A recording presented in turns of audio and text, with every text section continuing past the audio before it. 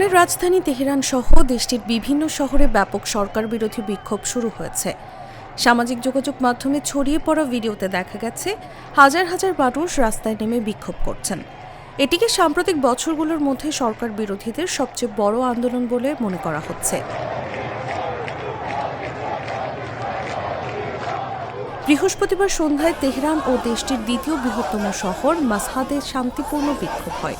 এসব বিক্ষোভ নিরাপত্তা বাহিনী ছত্রভঙ্গ করেনি। বিবিসি পার্সিয়ানের যাচাই করা ভিডিওতে এসব দৃশ্য দেখা গেছে। বিক্ষোভকারীরা ইরানের সর্বোচ্চ নেতা আয়াতুল্লাহ আলী খামেনির পতন দাবি করেন। পাশাপাশি তারা নির্বাসিত নেতা রেজা পাহলভির ফিরে আসার আহ্বান জানান।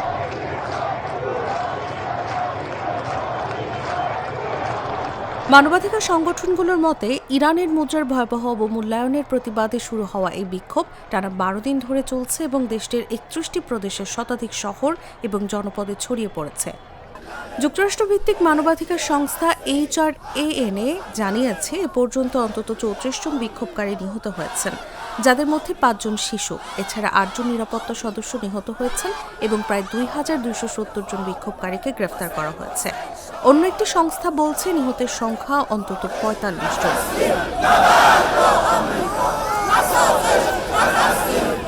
বিক্ষোভ চলাকালে মাশহাদ, তেহরান, ফাহান, তাবরিজ ও বাবল সহ বিভিন্ন শহরে সরকার বিরোধী স্লোগান দিতে দেখা গেছে।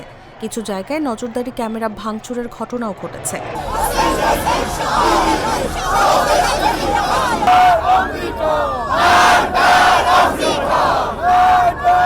এদিকে বৃহস্পতিবার রাতের পর দেশ জুড়ে ইন্টারনেট সংযোগ বিচ্ছিন্ন হয়ে যায় বলে জানিয়েছে ইন্টারনেট পর্যবেক্ষণ সংস্থা নেটব্লকস।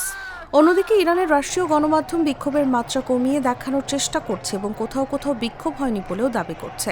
পরিস্থিতি এখনও উত্তপ্ত রয়েছে এবং শুক্রবার রাতেও নতুন করে বিক্ষোভের ডাক দেওয়া হয়েছে।